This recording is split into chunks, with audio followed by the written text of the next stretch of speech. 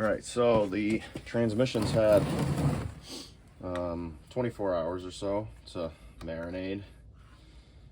Let's see how much more goo we get out of it. This is like the third diesel soak I've given it, and it's getting better. So let's see. Try not to make a big mess,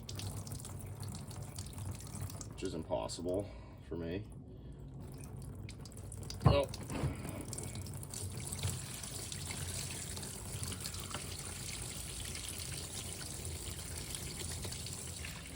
All right. Cold diesel fuel. So inside there, it's looking pretty clean actually. You know, I mean, considering where it started and what this transmission's history has been lately as in the last 20 years,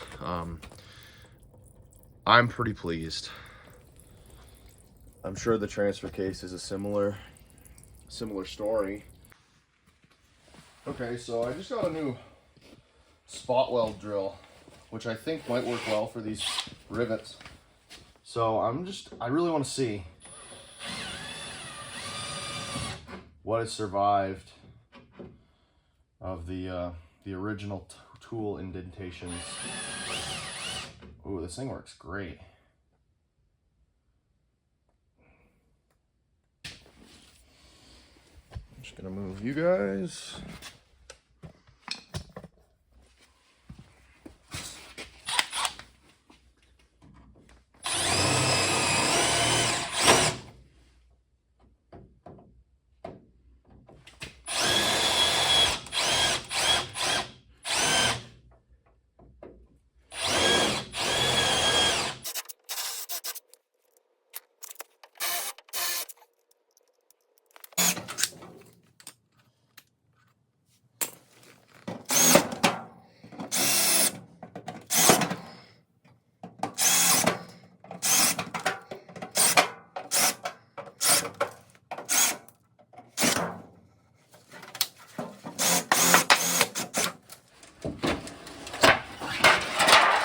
Okay, well, that's the reveal.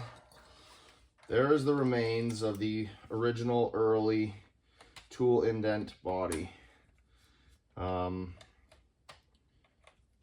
It's kind of cool. I really am committed to saving it, or at the very least, keeping it a tool indent body.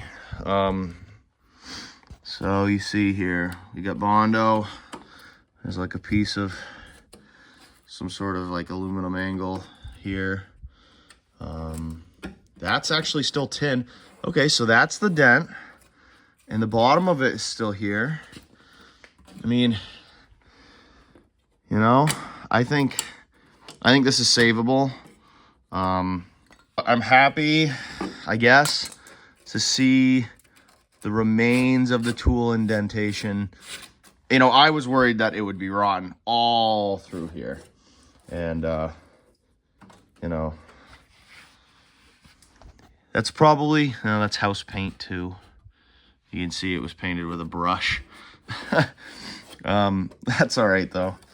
Yeah, it's a little tender up in here, but all of that can be saved. So, you know, like, when I first took it off and I saw some Bondo, and I was disappointed. That was just seconds ago, but the more I'm thinking about it, like, that's not the worst thing in the world. I can do something with that. And oh, it looks better. Like, look at that dent. That's cool. That's cool. This was meant to go to war, right? I mean, when they were stamping these tubs, the war ended. They were probably building this one thinking it was going to go to the invasion of Japan. I mean, this tub, right? I mean, if this is a 46, the tubs were probably punched out in 44, 45.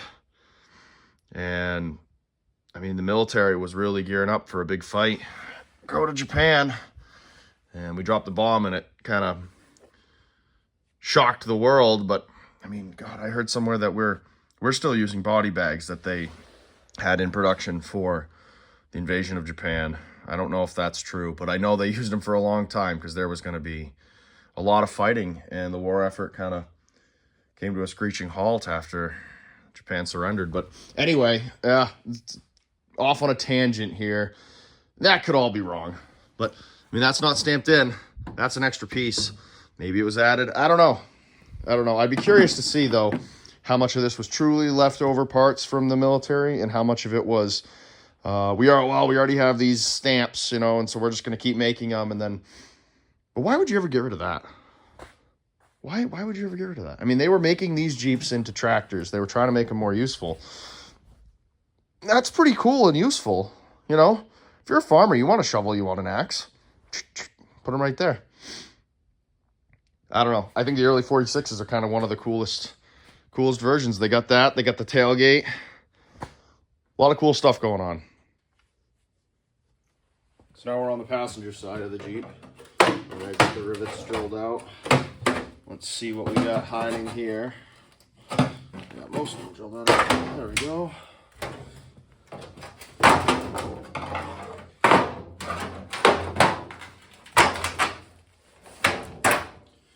Okay, well, house paint. That makes me laugh. We got some Bondo.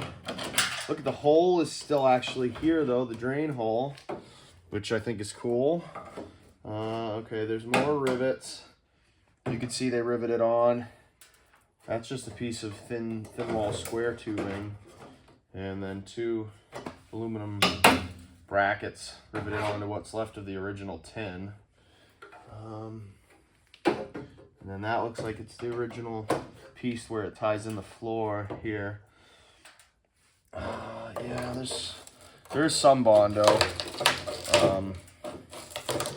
Yeah, there's some Bondo in there. Wow, it's thicker than it looks. Yeah, I mean, these steps they're basically all Bondo. You know, when it looks like this, who's going to hang on to it? It gets junked. But if it looks the way it did right, 10 minutes ago, it's got a chance of getting saved. So yeah, anyway, this is, at least now I can picture in my head what I want to do. And this side is the easy side. It's flat. If this was a 47 or newer, then I would just, like on the other side, I would just do flat steel, no worries. But I got to recreate the shovel indentation and the axe indentation over there. And on this side, well, I have a little more liberties because it's flat, although this must remain, as far as I'm concerned. That has to be there. It really bothers me when I see the Jeeps and they don't keep this detail. Here's that little spot weld cutter I was just using to drill out those rivets. I mean, I know it's for spot welds, but the form factor was perfect. And look at that. They make them here in the U.S. Where did it say that? Yeah. Blair. Made in USA.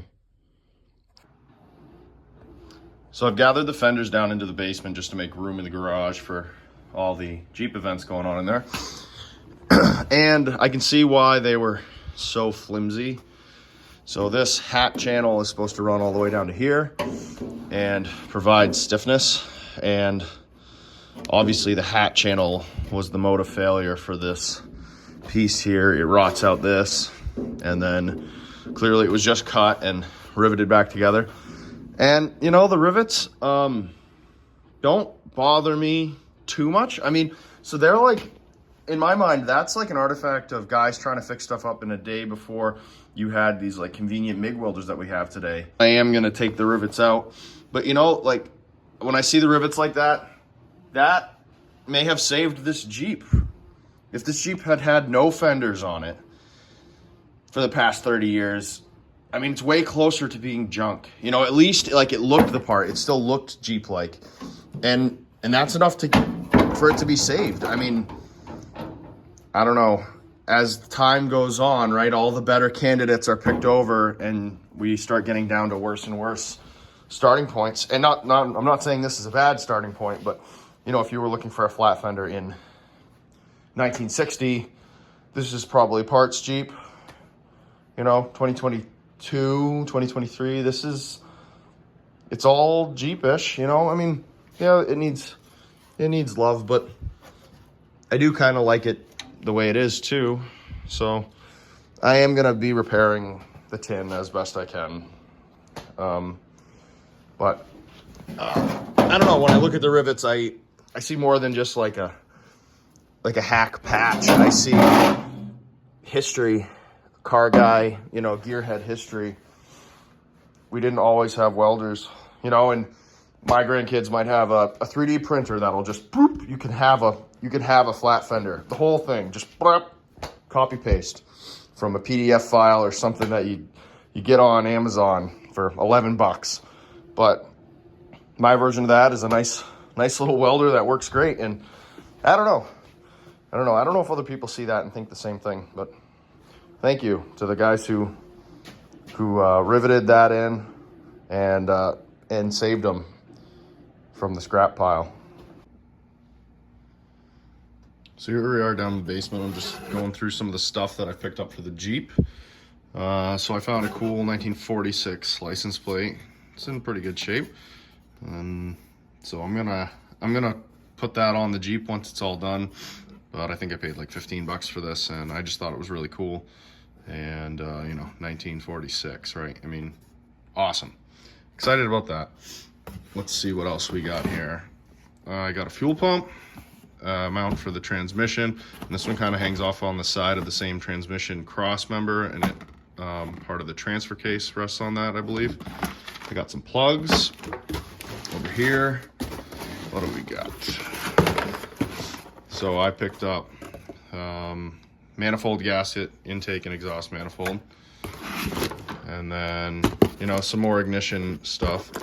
I got a key. I thought that one was kind of cool. They said something about it being new old stock. It says Jeep on the keys, and since the 2A doesn't have anything as far as a key, I figured that was kind of nice to have. Engine mounts. What do we got here? Oh yeah, some more stuff for the distributor, and then some random studs that I saved from working on my dad's Willys MB. What did I do? The intake and exhaust manifolds on that were cracked pretty bad and needed to be replaced. So when I did that, I saved some of the studs, which, I mean, I know there's nothing really inherently special about any of these studs, but, you know, I had some, so I don't know, we'll see. There's just some just random stuff in here, but that's gonna be good because I have a broken stud on the new engine that I'm going to be swapping into the Jeep. So yeah, okay. So over here I'm working on the flywheel. As you can see, I'm just getting this one ready. This is the one that I machined to eventually go on to the other engine. But when I sandblasted it, it gets all the holes full of grit. So I got some little tap going here with my really nice Starrett 91B. Which is just awesome. Such a cool and nice feeling tool. Yeah, oh, throw out bearings over here. I got here we got a gasket for the fuel pump and a bushing, pilot bushing for this guy here. Goes into the flywheel. That one doesn't look like it has any wear on it, but I'll probably just change it out anyway since I'm in here. It's obviously been used before, so wouldn't hurt to change it out. And then I got the clutch assembly. So I bought all kinds of new clutch stuff for this. It's gonna pretty much all be brand new, although I haven't looked into the rest of the linkage for it, but we'll get there when we get there. For now, I'd like to just kind of get the transmission engine combo squared away, because then ultimately what I'm gonna do is, still think I'm going to take the body off here pretty shortly, do some fixes on that, and while that's out I can put the whole engine and transmission in, so that'll be cool.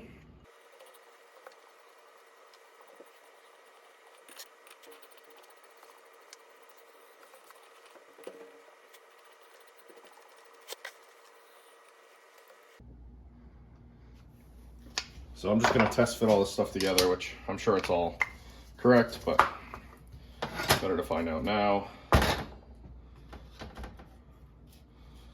So that's pretty much how this is gonna go. The bolt holes all line up. Probably still should press out that bushing and put the new one in. But yeah, so all this stuff looks like it's gonna be pretty good. And that's pretty cool because I'm getting ready to do another big push on the Jeep. I still have some other stuff to do with the engine upstairs. I gotta take some parts off of them and switch them around. But it's not too far out now where I can get some stuff together. And I'd really like to make the engine run. That'd be cool. I'd love to see the new engine if it's capable of it. But I got some stuff to do first. I gotta do the timing. So on these Jeeps here, the timing is actually marked on the flywheel on the back. Let me see. It is on this one anyway. Top dead center right here, 5 degrees. So I've done all kinds of timing on stuff way bigger than this. This is actually the smallest engine that isn't like a dirt bike I've ever even thought about timing on. So that's kind of funny for me to be doing stuff that's this small. I'm used to doing timing on, you know, real big marine engines. So this should be pretty easy, especially with the book. And they don't get much simpler than this. So it should be good. I wanted to just say thank you to everybody who somehow managed to find my tiny little channel. You know, this is just kind of me doing what I normally do when I'm home anyway, which is just work on vehicles and Jeeps and, you know, work on dirt bikes or whatever. But it's really cool that anyone in the world wanted to watch, and I'm surprised with how many people have already found what I'm doing. So thank you for watching. And yeah, I don't know, I'm just surprised, and I didn't expect anyone to find me. So I don't know, kind of cool. Thank you.